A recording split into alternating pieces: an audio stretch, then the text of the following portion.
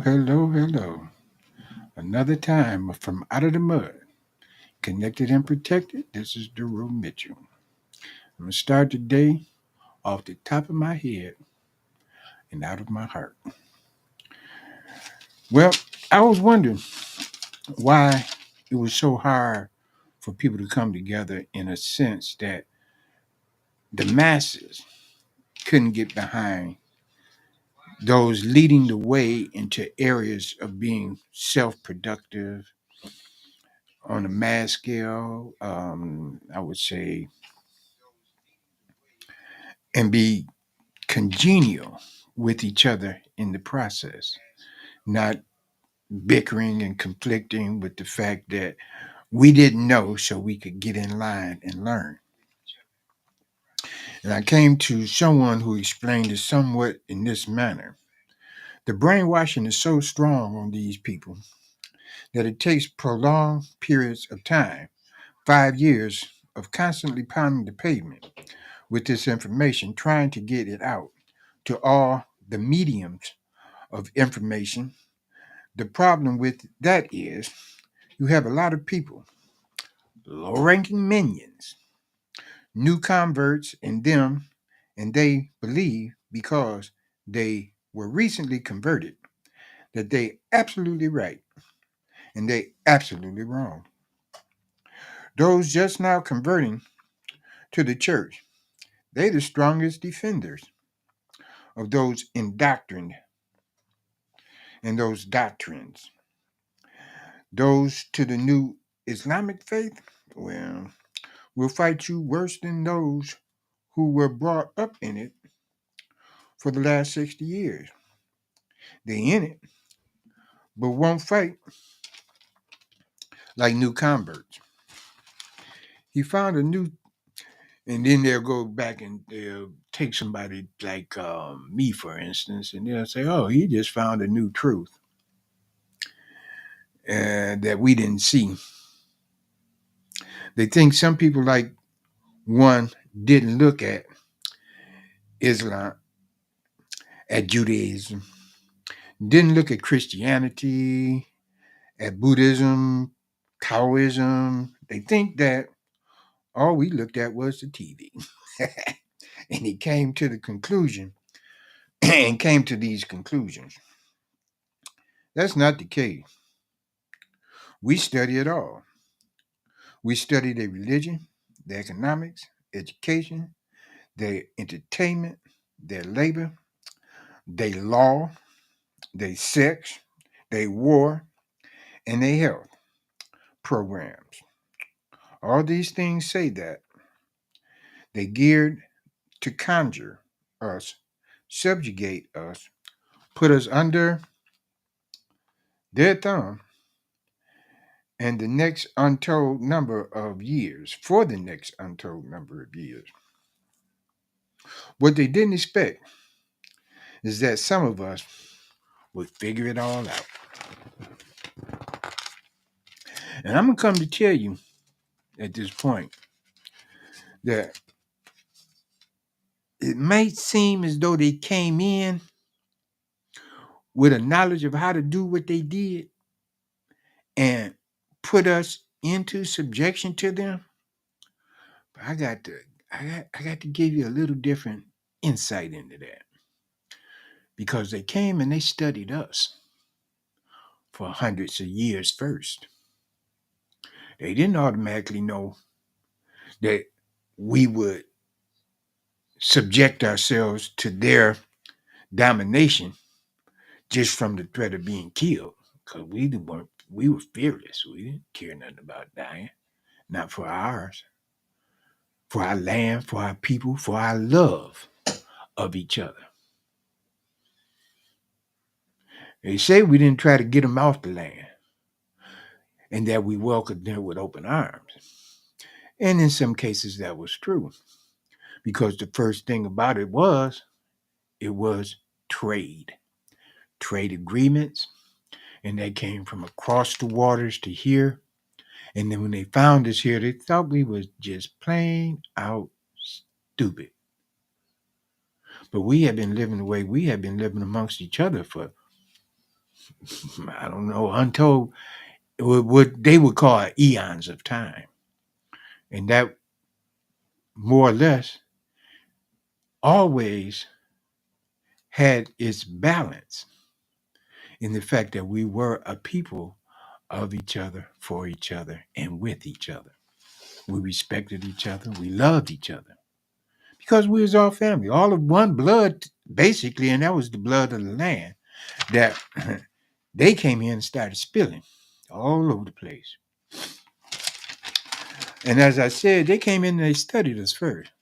They couldn't quite get our agriculture or any of those things. We had to teach those things, and it came at a price. Like you said, you know, I don't know if y'all ever heard about the $5 Indians or any of those things, but that was what they switched us out for. When they sent us on the Trail of Tears, they put all those $5 Indians in the place of us and called them our tribal names, gave them our tribal customs, gave them a land of their own. And that's what Martin Luther King was talking about when he said, they undergirded their peasants and gave away millions of acres of land. Where did the land come from? For sure, it was somebody on it before they got here. But I'm going to let that suffice for now. Um, there was a lot of time that I had to take off. And that's why y'all ain't seen me in a couple of weeks or so. And I had to go in and reacquaint myself with some of those things that I had already had feelings of. Because like I said, I had to come out of confusion. I had to just reassert myself into correcting those things that I hadn't really looked into. And I have to give a shout out to all those people who are out there doing the work on what happened to us and how we end up where we don't have our birthright. I'm going to share what was shared with me. This is the wake up. This is a true wake up. Because until you know, you don't know. I ain't talking about believing and having faith in and none of that. I'm talking about knowing. We was at war against the US government. And y'all might think that's not the case, but we still at war.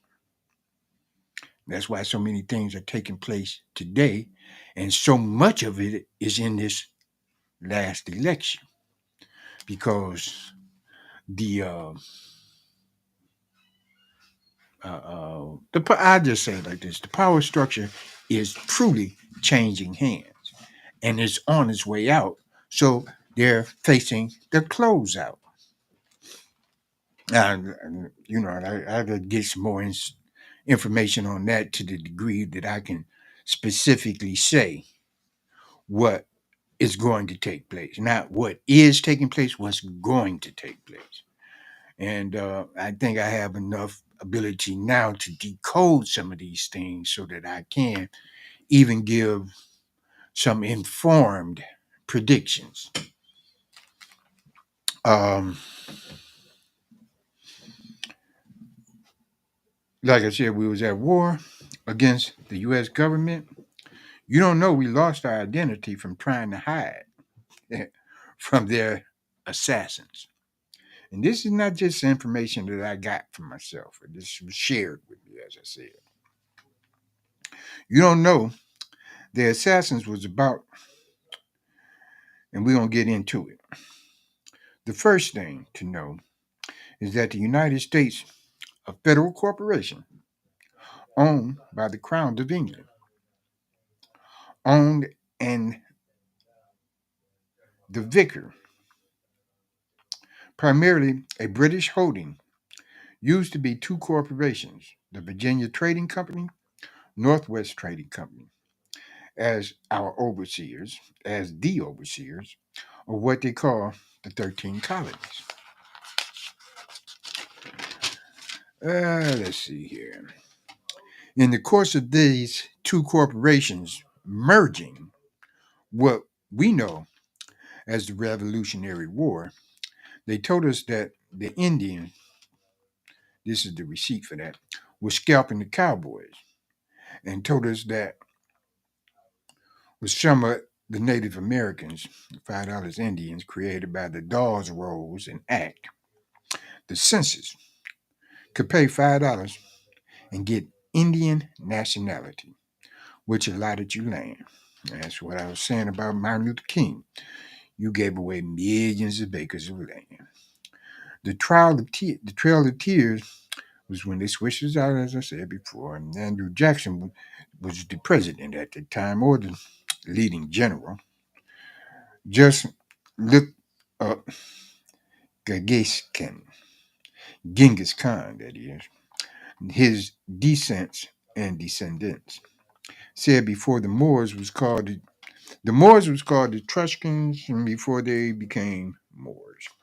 You know, we you got to do some your own homework on that one, because that was how there is still uh, someone over those who consider that they are over us, and that's why we are called property.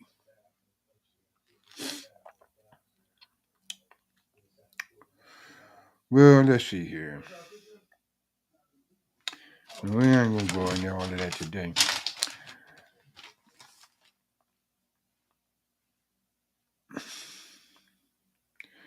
I found recently a speech and a declaration at the UN, and that was the rescinding of the first treaty, the American Aboriginal Indigenous Rights Act, and the booklet is at the UN, and we still here.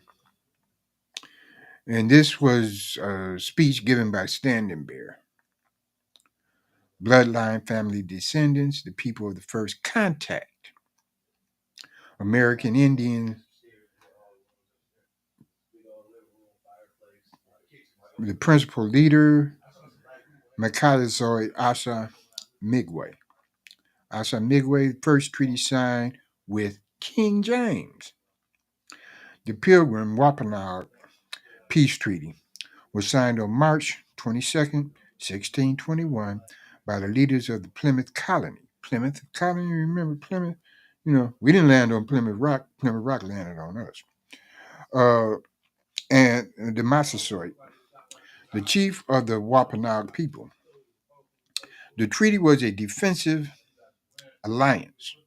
The English settlers and the indigenous people of what is now southeastern Massachusetts. The treaty was signed on behalf of King James. The United States signed its first treaty with the Delaware tribe in 1778. And that was a little bit after 1776 when America, or the 13 colonies, got its independence from England. And there are a few more early recognized treaties with American Indian nations. Charles Copler's Indian Affairs, Laws, and Treaties. Oh, yeah, we're going to keep on going in on it, little by little, because, you know, they took a lot of those ways. They took the Confederate States of tribal people and all of those other things, and that's primarily how the United States got its constitutions, rules, regulations, jurisdictions, and all those other things, because they so closely aligned it with the way that the people had always naturally been doing things, that they didn't see so much of a difference until it came to them totally taking ownership of what was previously theirs. And by force of many ways, removing them from their land. And it's still being done today, too, as a matter of fact. If you don't understand it, look up the zonings and the commercialing and the ownings of the corporations that are about to become defunct. They're going to go out of business. You know, we had other things that really came into the ability to be understood. I didn't know anything about this category of books, you know, law books, that is. I have to give some real shout outs to my brothers who went in so deep that they can describe to you in plain English the fact that what you are under subjection to is written out on paper, told when it became a law, how it became a law, and who made it a law, and what that law was geared to do, so that you have no respite unless you know your natural rights and those contracts which are now coming to an end. They're either being rescinded or the contractual agreement was either fulfilled or not fulfilled or honored in any manner, which could cause you to um, end them for fraud. If they were not, if those treaties were not carried out in the manner in which they were written, not that you actually signed them in the first place, but at the same time, uh, uh, uh, um, a signature of sorts, even if you wrote an X on it, they couldn't consider that you were that person, but they signed behind you a name that they gave you, and that caused them to have jurisdiction and you know corporate legislation over you and over what you considered that you signed. They considered that you signed on to.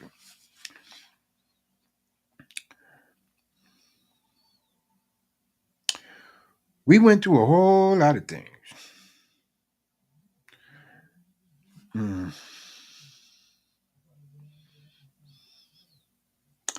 And I like to say, I think you have emphasized too much the word black, and we made the same mistake. Black tells you how you look, don't tell you who you are. The proper name of a people must always relate to land, history, and culture. That was Dr. Heinrich Clark that said that. And I do not say Cleopatra was black. I quoted someone else that inferred that. Um, I've been looking through some things. Shoot, about 13, 14 years ago, I spent about 5 years and years before that going through all these things. I mentioned it before from the halls of the Mente, which I found out was a lot of information. They might even consider it the Akashic records and all those other things, where not a single thought got away. It was all encapsulated in a vibratory manner on frequencies that always remain. And once you reach that level of frequency and vibration, it comes into you. You can image it in your mind's eye. You can see it. And you can function on it. If you, what do you call it? If you condition yourself to do so, which in another way, in another word, is called disciplining yourself. Because all of those are true laws also, called laws of the cosmos, universal laws, and this, that, and the other. But they function in the same manner in all cases. Um, like as I said, there were people who went in and did a whole lot of work and makes it plain to me from the research that I did that these conclusions that I couldn't reach because of my inconsistency, my derisions from it, my straying off the path, and all the rest of that stuff. Because I had to live some kind of life myself, even though it wasn't much of one, you know. And I incorporated other people in it, and they ain't so satisfied with me either, having all this supposedly knowledge and doing nothing with it. But I'm gonna share it anyway, best of my ability. Um, let's see here. I have a list of names of people who I go to, and this is just a few, really a few, and they gave me some real insight in sharing what they shared, and then you go and you look to find how they came to the understanding of this knowledge that I'm about to share. These people were, they doing the tribal work. This was brought to my attention by Chief Pontiac. He said, "There's Bedale, Yakin Awaken, Seven Bomar, 19 Keys, Topcast, Dane Calloway, Young Elder, Phase One, and Sabir Bay." And I got to give it to Sabir Bay. He ain't playing. He goes in hard. You he described those laws and how they were made and what they defined as and how they became the laws that they are. And I'm loving it. I'm telling you, I'm loving it. It takes some time and it takes a whole different state of mind to go in and say, look at here, we wasn't taught none of this stuff. We weren't even pointed in the right direction. You know. And a whole lot of people that call themselves in the conscious community, they won't touch on some of the things that, you know, um, would give them a conflict with some of the things that they've agreed to in these systems that we're in that allow them to take a point of leadership, but I can't kick on them because I see the benefit. I see the going forward. I see the amount of effort that it took. I see the amount of accumulation that has come along with, reaching out to people who were like minded and able to adjust themselves from familial disciplines, you know, and they have accomplished quite a bit with restructuring forms of life to make life easier for other people. I mean, lots of other people because they bring people in. You know, I mean, you have to. It's no doubt that you have to know something to be able to do to be of assistance to someone who's willing to give you a job or share with you knowledge in hopes that it will build on something. And that's always the case. I don't care if you're out there cutting grass and stuff. If you can't walk a straight line, you can't push a lawnmower. You can't cut grass evenly, and you're not even paying attention to somebody who's doing it and is going to give you the job to do yourself, that don't make much sense to me.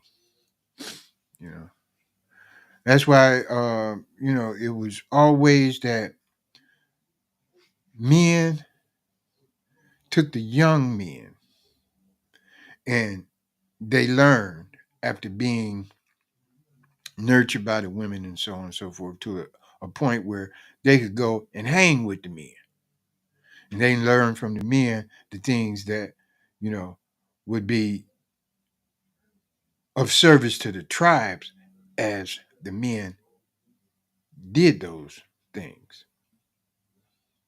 Of course,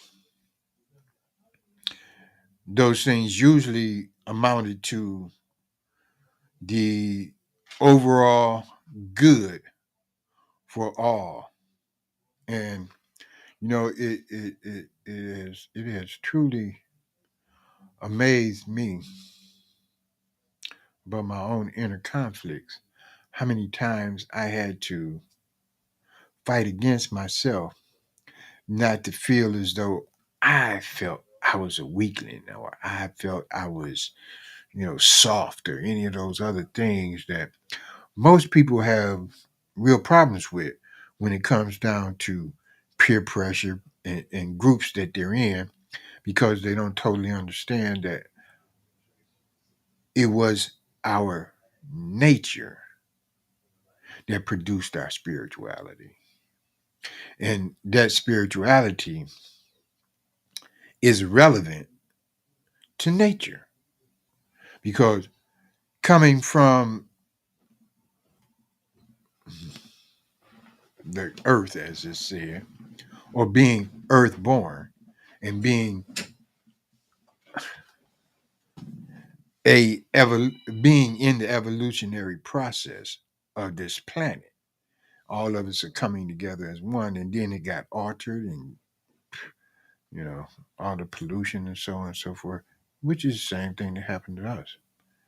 Because I spoke at one point how we were created uncorruptible, but then corruption crept in. It came insidiously, and that meant in very little bitty bits that we could not determine much of a difference in until it all came together and we were looking up from under at something that had overpowered us.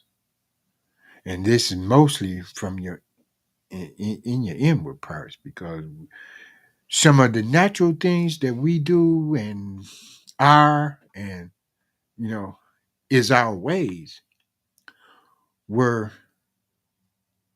sabotaged, they were criminalized, they were made immoral and so on and so forth because they chose, or the psychological inputs that we got that traumatized us so much didn't allow us to see it any other way than the way it was told to us. And we gave that precedence, or we gave that more power than our natural knowledge and our natural hearts would and could overcome, to the extent that it lowered our frequencies, it lowered our vibrations, so on and so forth. And it induced a false spirituality over that which was natural. Because we always had a great deal of sense of oneness with each other. And I mean, this was the people of the land that was here before invaders came, infected us with all this crap that we are now infected with. And then they come in and they talk about they going, well, I don't go into all of that, but they talk about they're gonna give us the cures for these things, and they gonna come in the needle and so on and so forth, and that's not the case either. The only way I see these things uh, coming up out of us is we have to check ourselves. We have to give ourselves a complete what do you call it? What's the medical term? That complete diagnostic tests. Yeah, that's one way of putting it. Give ourselves a complete exam. You know, self-examination. Go into yourself and figure out. Look at here. Is this right? Am I right to think this way? Am I right to feel this way? Am I right because of my actions is geared off of these things? Or do I feel ill at ease with how I truly feel projecting that forward? Because this conscious thing is a matter of your conscience. If your conscience doesn't give you its approval, something ain't right. You know, and that's something that's not right is going to continuously poke at you. It's going to continuously stab at your heart until you get it right. I've had many times in which I put that to the side because of what I desired to do. But those weren't my true desires. They were only my wants. I could say sometimes an opening that I saw I could go into and, you know, achieve a sense of comfort or a sense of not dealing with something that was truly needed to be dealt with. I could passe, passe, put it off or, you know, not deal with it. But at the same time, it was always waiting right there in front of me. Okay, sooner or later you gonna come to me. You're gonna come to me. You're gonna come to me. And that me was my heart. And when I truly found out the nature of the heart, I think it was somewhere said in that Bible that God said that David was a man after his own heart. I'm like, hey, wait a minute. God got a heart. Well, if he had a heart and we were made in his image, that means he put his heart in us. And David followed that path and had a heart that was like his. So, I had to start giving that consideration because when you agree with your heart, blood flows peaceably. You don't have high blood pressure. You don't have heart attacks and things of that nature, you know. But in disagreement with your heart, oh, look at here. I've heard many times where people have fell over dead from a heart attack. Attack of the heart. To make it real simple, an attack of the heart. Conscience plays a large part in that because the heart and the mind and the brain and all of those other uh, organs communicate with each other. You can think so hard to have stress as to give yourself high blood pressure without any of those other factors that like carotid arteries and high cholesterol and that kind of stuff. I've seen skinny people fall over with a heart attack. But in so many ways, we do have to take account of ourselves and give account of ourselves to ourselves because that's the only way you can self analyze. You can truly take into consideration the you that you are without anybody else's input or whatever. Inputs, opinions, you know, those things that you have to figure out. Well, do they honestly see something in me that I don't see? Can't happen. You can see more in yourself than anybody else. You know, especially when you on the inside looking out, and then that outside is looking back in. Oh boy. So, you know, I got another one. This is one that I was listening to one of 19 Keys videos. And I don't know. Let's do it like this. In the first times, because they didn't call it in the beginning, they say in the first times, there was the cosmic forces of creation. There was Nut, the heavens, Geb, the earth, and between them there was the atmospheres of the water and the wind, known as Shu, and Shu had a consort known as Tefnet. So everything was paired in the first times. There was always a masculine and a feminine energy. When this cosmic force coalesced and came to the earth,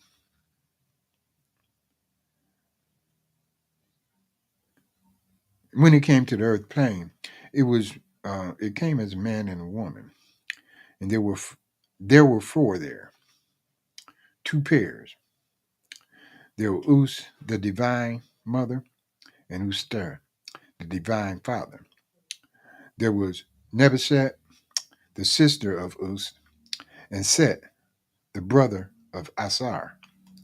Heru, the old Heru, who had not yet, oh, shoot, who had not yet manifested in the earth plane as a ruler, like they say in the Christian faith that Jesus was from the beginning, but did not manifest until later. The same thing happened with Herod. The Herod existed, but was kept in abeyance until manifestation as the kings and queens of the nations who ruled when they came to begin life on this plane to start over again because they had in a previous civilization that was destroyed because let's see, they had fell into cannibalism and a whole lot of other craziness according to our cosmology. And the Tsar went around teaching the cultivating of the soil, and said his brother got jealous of him. Okay, that was the Cain and Abel story. Preceded by the story of Asar and Set, original story, when when evil entered into the world. When Set sought to slay his brother, Asar, and succeeded, and put his body into a coffer. Oh, come on. Okay. Re- Read this story, familiarize yourselves with it, your ancient mythologies. And when this doesn't mean it did not happen. It did not happen historically because my brother Henry Jessen Master attend an Aten Ra of the shrine of the Ma'at in Harlem, known as Jabari Jahat. They called him the Floyd Mayweather of the conscious community, as he teaches us that myth is something that is always happening. History is something that has happened. Set killed his brother Asar because he became very popular. Asar used music to charm the people, and he was loved because of his musical ability. And he taught them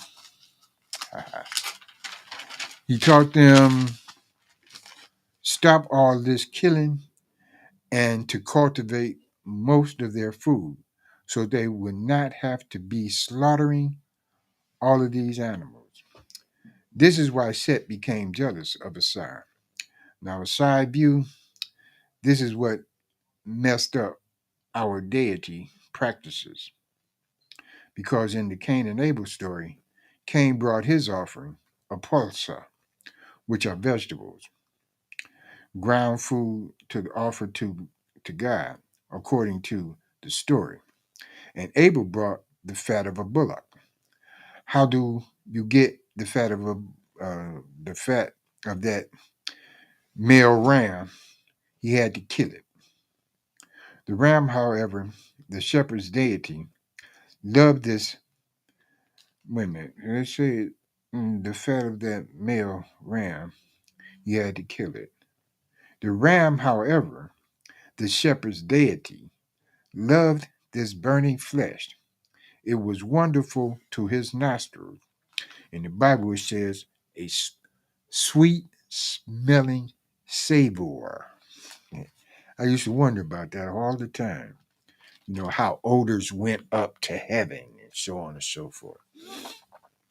Okay.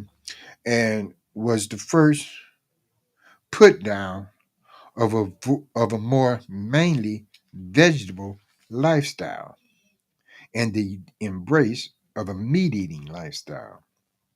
Look at the results. It says in our churches today, society is the most insecure that has ever been in eternity. So the things we are doing are not from a place of healthy habits, they are from a place of insecurities, trauma, fear, perversion. So you are not doing the healthy, highest level version of it. I don't want to go into any more of this. Okay. And for that part, let's see. To wrap this up,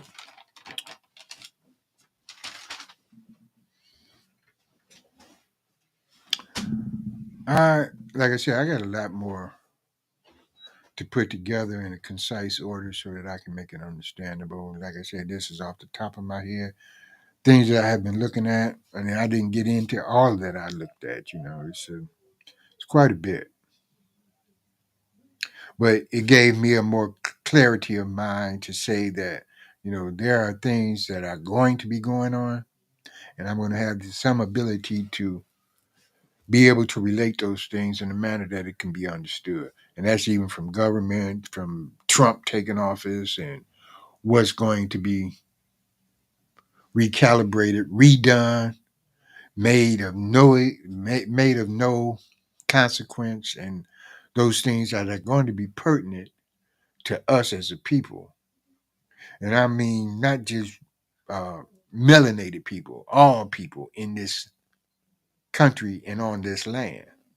Because, as I said before in another video, we're going to look forward to us returning ourselves to the land, first of all, because we were so disconnected from it. You know, that we don't even get the energy that we should have from it. And that's in a manner of all aspects of it, from the regeneration of our solar energy that's inside of us to the foods that we eat, helping to delete and deplete that energy, along with the other things that we're allowing ourselves to be subjected to according to what they consider their health imperatives and so on and so forth, because they don't go by our natural biology, physiology, and go by the same standards that they do every other thing, their own. And with that, I'm gonna just put it like we have a lot left to do in order to just come into a point where we're going to be in tune with what is naturally us. And those that don't make it, ooh, we're going to have to go into all those other things that you know are not generally taught or combined to give us a full level of knowledge to deal with life on life's basis, because we go from cosmology, the cosmic, to this plane, you know, which is earthly. And all of these things have relevance. All of these things have something to do with each other. And I'm going to say with this part, it's still under one love, you know, because that overrules any other factor that would debilitate it, make it less than what it is. And now, with that, I'm going to say until the next time, connected and protected, baby.